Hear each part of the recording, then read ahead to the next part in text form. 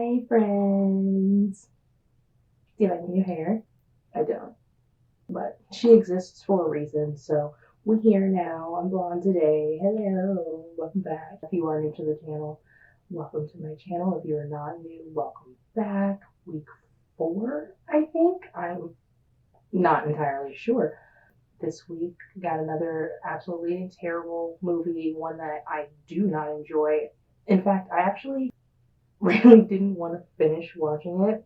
I saw this movie for the first time probably 5, 6 years ago. Just randomly, it's on Amazon Prime. I like bad movies. I saw it. I saw who was in it. I gave it a shot. I don't honestly remember how I felt about it the first time I watched it. I guess not nearly the same way that I feel this time watching it, or maybe I didn't pick up on some stuff or wasn't fully paying attention, which is totally possible. I have a tendency of watching movies several times and not noticing a single thing. But I went to watch this movie, and yeah, I almost didn't finish it. I mean, technically, I didn't. There was probably like another 5, 10 minutes left in the movie. Like I made it basically up till the like last little part of the movie. I do remember how it ends. I mean, I saw pretty much all of the important ish parts, and yeah, I don't plan on watching it again. But I do want to talk about it with you guys. So let's talk about it. So like I said, this movie is not one that I actually like at all. The entire theme is just icky and boring and ugh. So I watched 2001 Maniacs, which is actually a movie made in 2005.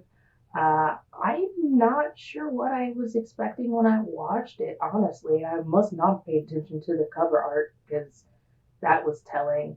And honestly, so were the opening credits. Like that, if that wasn't an indication for the crap storm that I was about to watch, I don't know what else was. So the movie starts in some college class. They're talking about the Civil War. And honestly, the tone of the professor instantly made me uncomfortable. It felt like he was kind of like defending the South, but not for slavery, which, like, it wasn't explicitly questionable. It just felt mad weird. It just, it, I felt it. It didn't feel right. Anyway, so he's giving this whole lesson about the Civil War, and he's talking about all of the innocent people that were like slain in the crossfire, which, okay, yeah, sure, still felt real weird. But during his speech or whatever, you can see one of what ends up being one of the main characters. He's like the TA or something, and he's like inserting pictures of, typical college shenanigans behind the professor's back. So of course the class is laughing or whatever. And then it like malfunctions, and so he can't get the pictures off the screen. The professor notices and like basically makes them stay after class because he all salty. He basically tells them that they need to write a new term paper by the end of spring break, or else like he was basically gonna get them expelled with all the pictures or whatever that he saw on the slideshow. But A, this is college. I paid to be here. Fuck you. B, the pictures were on the kid's computer. Like, how do you gonna blackmail me with evidence that I have? I'm just not gonna give it to you. But whatever. He basically threatens them and tells them that they gotta write new term papers. Fuck that guy. And apparently they felt the same way because the next scene is just them driving to Daytona. Along the way, they hit an armadillo, and this random guy comes up and is like, "Hey, that's mine," which, yeah, right, and says basically, "You need to give me a ride now because you hit my Dilla." And they're like, "Yeah, no, dude, totally, for real. Go get your bag," and they did. And it turns out that he was. It doesn't even matter, but I thought it was kind of funny. Like the only enjoyable thing about this movie, the dude like goes to pick up the armadillo carcass, and he just like tosses it at the next car. But now their car is absolutely covered in blood, even though they only hit a dillo. It looks like they hit like a full ass bear. They have their windshield is covered in blood, so they stop off at a gas station in the middle of nowhere, by the way, middle of nowhere in the South. And there's like random ass banjos playing.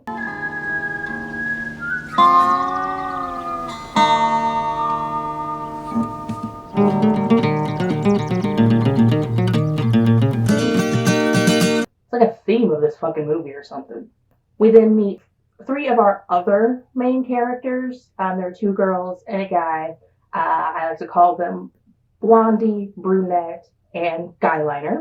Dude with the glasses from the first group goes to shoot his shot with Blondie. What's up, dude? Not much. Just going on a road trip with the ladies. Where are you guys heading? Daytona Beach. My brother's got a beach house on the beach. Yeah. She tells him to write his number on her stomach for some reason. And then they hit the road again. I guess they were losing sunlight or whatever. So they're like, we need to find some kind of shortcut or something. Like we need to gotta get to Daytona, spring break. Woo! And there's like this whole stupid dream sequence that doesn't even really matter, so I'm not even gonna get into it. And they wake up because Haircut was driving and like he saw a big ass sign in the road that just said detour. So he took it. Also, like, don't be taking shortcuts in the South. Why are you doing that? And maybe it's because I'm a little more melanated. I just choose not to go taking adventures in the South. But they're fine. Anyway, they follow the big ass detour sign down this dirt road in the woods to some place called Pleasant Valley. That at first, like, the houses were kind of cute. Like, they would otherwise be adorable. Then they follow the road down to, like, a town center in a place that my ancestors would scream at me to get out of. And of course, my looming suspicions were confirmed when out of goddamn nowhere, all of these random ass people start running up to the car. Just gathering around singing like they're in Confederate Munchkin land. And then enter a man that has always sufficiently made my skin crawl, yet has all of my respect, Mr. Robert Englund. Yes, Freddy Krueger is in this movie. He's in the movie, and he plays the mayor, apparently. Well, don't be a wet ding-dong, fellas. Buckman's the name. Mayor's my game. Now, why don't y'all here give us a big howdy-do, Sounding like an 1800 used car salesman. All the guys introduce themselves to him. He likes Cowboy's name because it's Lee, like Robert E. Lee, and it's the South, and that made them happy, I guess. So, like, you can see where this one's going.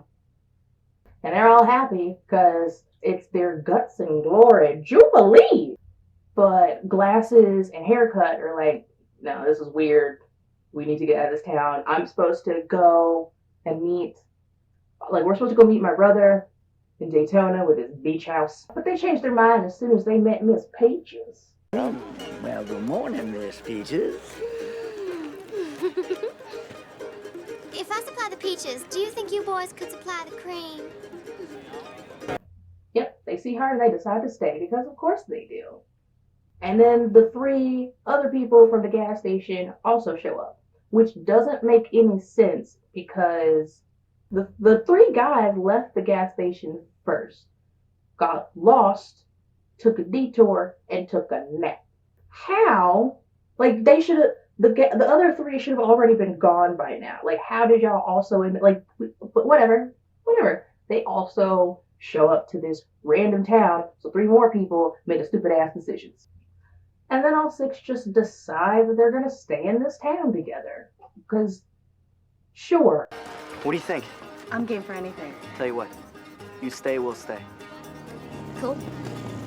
Yeah, we'll stay in this random ass, middle of the woods, lost in 1862 ass town. That makes sense That's better than Daytona. Like, I've never been to Daytona, but I feel like it's better. And then 2 more people show up. And damn, it's a brother. And the townsfolk are not happy. What the hell kind of detour was that? And Negro and Chinaman to boot. I don't. Let's continue. Then the whole town just like walks all 8 of them over to the hotel. Banjos never stop fucking playing. And then we see one of the only other 2 black people, and I like, I was just looking at him like, and then there's just like so much weirdness in the crowd of townspeople. I'm Hester, and I'm Pandora. Those are ugly ass names. You two are so lucky you're hotties. Or what? The next scene is just full of more fun racism, so I'm not even gonna bother. And then there's like a joke. It ends up being a running joke, by the way, about one of the dudes being like a sheep fucker. Like, it just adds to the confusion I have when watching this movie. Like, who is this for? Really, who is this movie for? The mayor calls like a meeting with the bellboy or somebody, some dude, and sheep fucker. There's more racism. Then this randomly happens. Trouble came a-knocking. Trouble. And we are introduced to Harper. I'm here to welcome y'all and invite you to take in some of our sights. Like, that his voice. And then he convinces Brunette, Cat, I'm Cat, as in to go off with him. So I'm guessing that she is not with Guyliner like I thought originally. And then we meet Granny, who is played by the phenomenal Lin Shaye, who to me is one of, if not the queen of horror. Like, I appreciate and love that woman so much. She is an amazing actress. She does so well in horror. She's been killing it in horror for so long. Among other things, like, she's just she cool. She real cool. And honestly, the only reason that I was interested in seeing this movie in the first place was because it starred her and Robert Englund. And like, hello, those are horror icons. Like, why would I assume that this movie was going to be bad? I should have, because it is. And what's weird is, just going to go on a little tangent here. It's weird. There's actually another movie that they did. I want to say it was more recently, maybe like 10 years ago. I don't know. Time's not real. Called The Bye-Bye Man. Also, god fucking awful.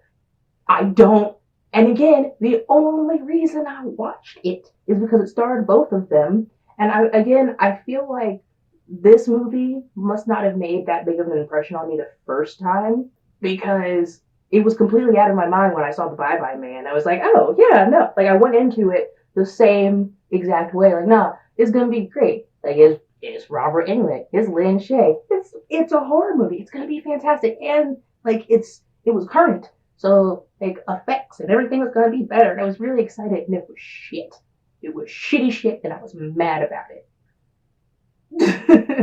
And so now I gotta be scared every time they're in another movie together. Like, is it bad? I'm almost curious to like look up to see if there are more films. Like, I know there were past films, like, fun fact, because I'm full of those.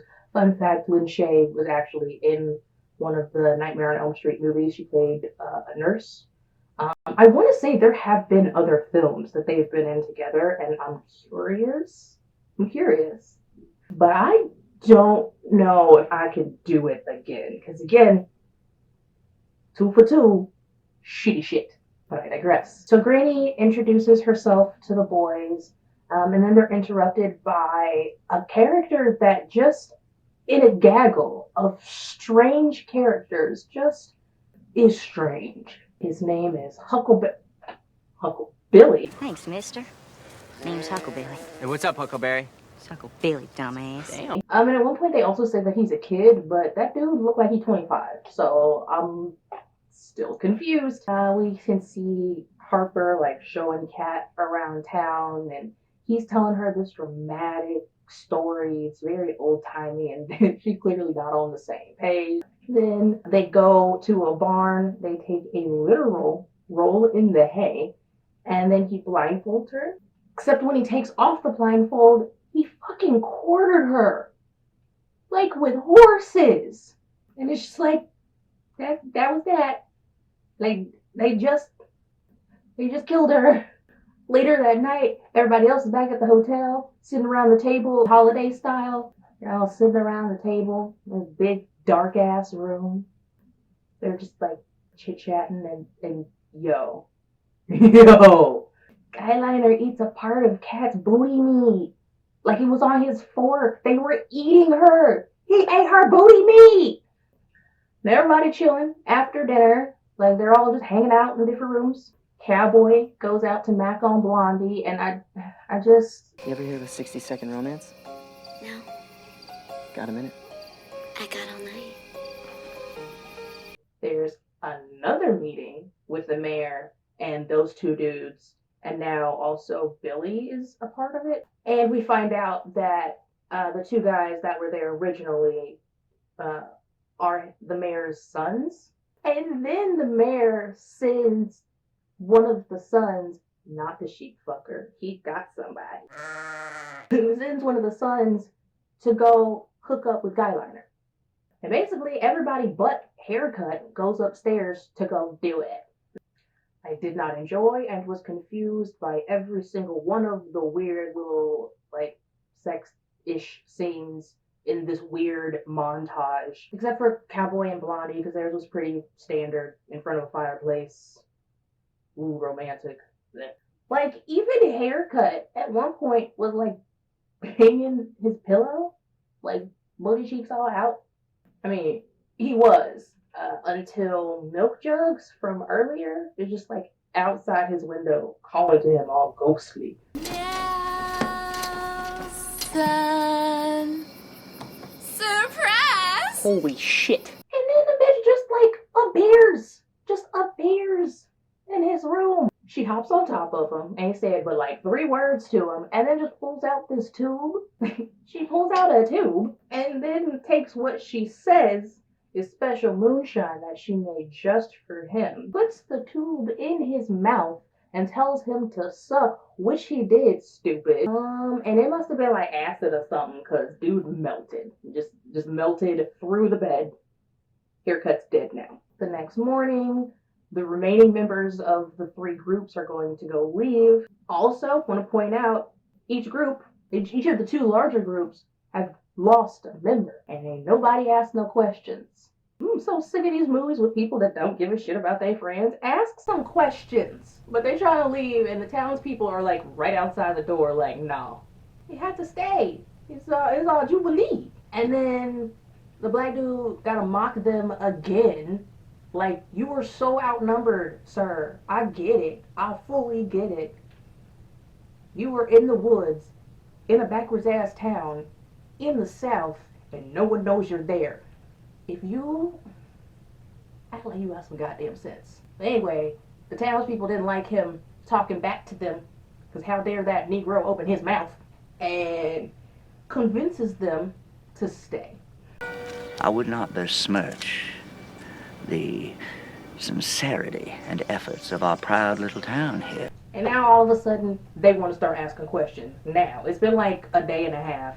Now suddenly it's like, you know what? Then Harper shows up and like basically convinces everybody in both groups that Kat ran off with Haircut, and that's why they're both gone. But even her friends are like, she's out of his league. Even his friends were like, I don't know. Like, I don't think he can bag that. But, you know, but it wasn't enough for them to be more concerned, because it was just like, oh, alright, good for them. Then the weird girls that have the ugly ass names wore glasses out into a field. And I guess like the whole purpose of this scene, like this whole little side thing that they're doing, was just an opportunity to make more like backward southerner jokes, which again confuses me as to who the preferred audience of this movie is, because they're making fun of everybody and they're using stereotypes, but like at the same time it feels, the tone feels weird, but then like the jokes feel very intentional. I don't know, doesn't matter. The whole point was for them to make some like fucking cousins joke. Wasted 3 minutes. Who is this movie for? The town then like separates the boys from the girls. The men take the guys off to go play horseshoe. There's some boring ass shit. The women are then, the girls are taken to the more of the woods, because they're in the fucking woods, and they're like in bathtubs just being bathed by all of these other very strange women, which, why are you touching my titties? Why are you naked in the woods? It's fine. It's fine. So they basically end up putting the Asian girl, nobody gets names in this movie. They basically put the Asian girl in like an old-timey dress. Blondie's like, you look silly, as she dips. And then they try to get the Asian girl to dance. Like, they're doing this whole weird, like, hoot nanny thing. Well, this here's a hoot nanny. Hold down! Hoot nanny! Hold down! Hoot nanny! Is about to start. And then they trick her. All the townspeople just come in out of nowhere, because they're always just right fucking there. And then they crush her with a goddamn bell. Just a big ass bell. Ring a ding ding. Bitch is dead. So Guyliner was there and he saw the whole thing, so he's taken off. We cut to this weird random ass exchange between Blondie and Peaches. And then Peaches like starts to Hulk out for a hot second. The townspeople end up catching Guyliner and then just harpooning him in the ass. So now the 4 remaining people are at a bar together, and now they all of a sudden finally, there's like, this town is weird. There's some strange, I don't think these people are right. Like, you fucking think? Like, they sit here having this conversation like they didn't see all the shit that I saw them see. But they decide they're gonna stick together, find their friends and stick together to get out of this town. But they're talking loud as hell, like they are not in the middle of this bar in the town that they're talking about escaping, and it's not full of the people that they're talking about leaving. And because they are not stupid or deaf, the townspeople are right there to stop them before they even get up. So they decide to start acting natural, stick to the plan. We're going to get out of here. We got to find everybody, but we don't want to alert anyone. Even though they just made it very clear that they can hear you. But they're walking through town, and it's one of those weird scenes where, like, everybody is stopping what they're doing to look at them, and that makes me uncomfortable. And the fact that they are in the setting that they're in makes me, as a brown young lady, extra uncomfortable. And then this fool is still running his damn mouth. Well, alrighty then. I'll be seeing y'all at the barbecue tonight. And they just decide to separate, even though they just said they were going to stick together. Fucking Scooby-Doo bullshit is this. So Glasses and Blondie end up in some shed together. The black dude ends up walking through the woods and running into some homicidal little girl killing rats. The cowboy ends up finding a house where he thought that he saw a Guyliner, and then he just like barely misses a bear trap. Continues to walk into the house, follows a trail of blood to a door, then knocks on the door that the blood led him to. Like an attacker couldn't be on the other side of the door, just knocking politely. And he only barely misses Guyliner's body because he was distracted by off-brand Michael Clark Duncan and his associate. The guest of honor. We ain't expecting you till later. These annoying ass dudes are still following the black guy around. Was a lassie, slant-eyed, kind of sassy, airs and conceit. Killed Granny, she did meet. Shut up! Shut up! Blondie ends up in yet another shed where she ends up finding like people parts going back to like the 1800s from their other festivities. Then she gets got. And then this shit was happening at the same time. So Glasses ends up back at the hotel, where he runs into Peaches, who acts like she's gonna give him a little, and ends up biting off his junk with her monster teeth. At the same time, the black guy is running into town chasing what he thinks is his girlfriend. It was not. The townspeople capture him, tie him to a brick, like a brick slab. The mayor asks him if he has any last requests, and then they just like press the guy to death, like with the stone. Big ass stone. So Cowboy is now in the barn because he figured out that that's where the cars were, and he's trying to convince Billy to give him the keys. But Billy ain't stupid, and Cowboy gets got too. When he wakes up, he sees that he is tied to another table. Somebody took his shirt. Like, why? Y'all weird. And then he can see that Blondie is tied up on the ground by his feet.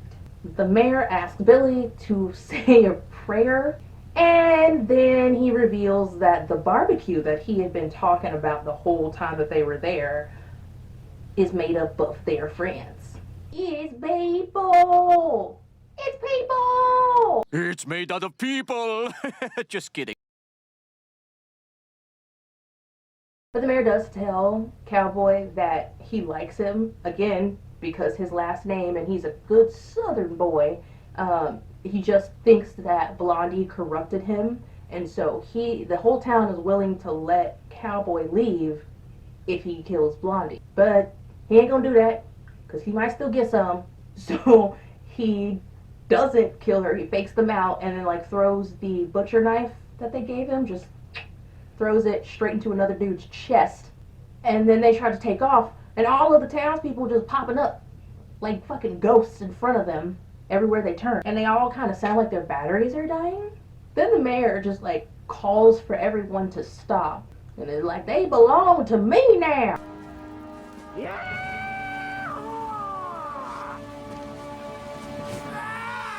And then just like leaps at them. Then he challenges Cowboy to a duel. They start a tussling, and like Cowboy's getting his ass kicked, so he goes to rip off the mayor's eye patch, and like there's no eye, maggots just start falling out. And then all of a sudden Cowboy is in control, and like the mayor is cowering and crying on the floor, please don't hurt me, don't hurt me, don't take my eye, not my good eye. And basically is like, y'all can go. You can just go. It's fine. It's not even worth it. Fuck you guys. You're not even worth it. Except he gotta be petty and say that the only way that they can leave is through the fucking fire.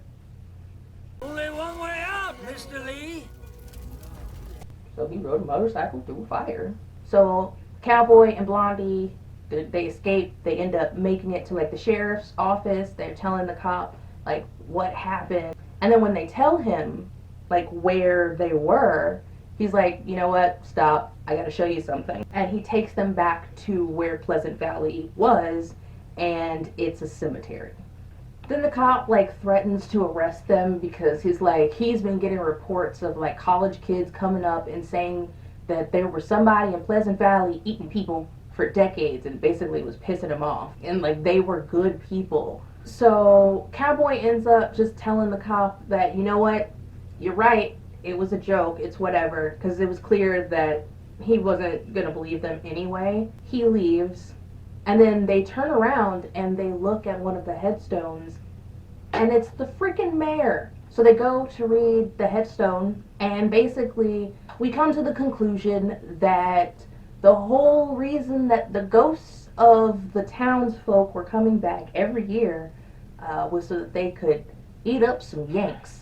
Basically, it was like an eye for an eye kind of thing. It was an entire town in the Confederacy that of innocent people, I don't know, it doesn't matter to the story, that basically lost their lives in the middle of a war that they weren't fighting, and they blamed like Northerners for it. So it was basically Confederate ghosts are still mad at the North. If you are a Yank or a brown person or an Asian, you gonna die.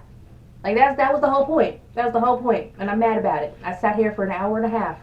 An hour and a fucking half. And I want you guys to know that it takes me much longer to watch these movies, because I actually like take notes on these. I have to write my thoughts out because I will never get them back if I don't. So this hour-and-a-half movie took me 3.5 hours to watch, and I'm fucking mad about it. So, you're welcome.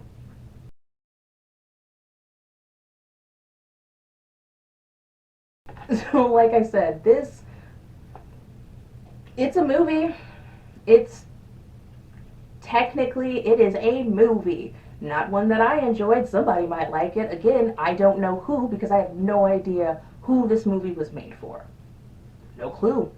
I don't. Wasn't me. I know that much.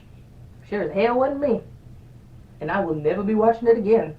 Part of me doesn't even want to recommend this. And I don't recommend every single movie that I review.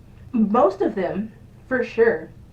If nothing else, take a peek. If you want to shut the shit off, shut the shit off. It don't matter to me. You already watched this. So, I'm good.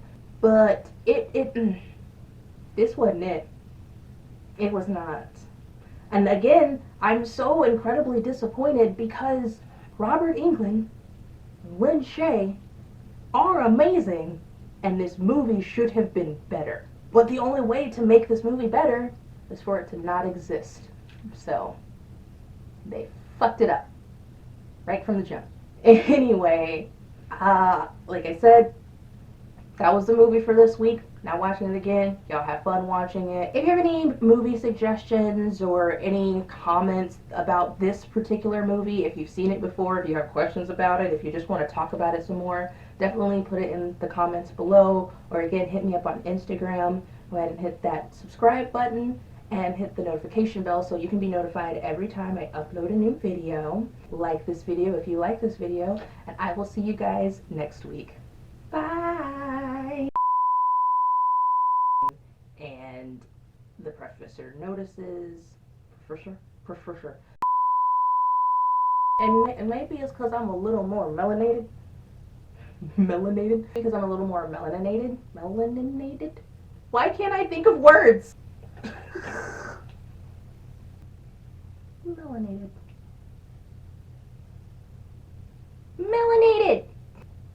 Yeah, not melanated. Okay. Robert does that. He wants me in there tub. No, buddy. Get some pants on that little ding-dong of yours. Shoot, Granny. Today's my turn in the barrel. We're in deliverance country now. So, unless you're into squealing like Porky Pig's love bitch, Nelson, then use shortcuts. I got my eye on that purty one with them long legs leading up to them tender buttocks. Now. Remind Lester that he has to cornhole that sissy boy. I know it goes against the good Lord. I'll do it, Daddy. That's nothing to get excited about, Rufus. God damn it!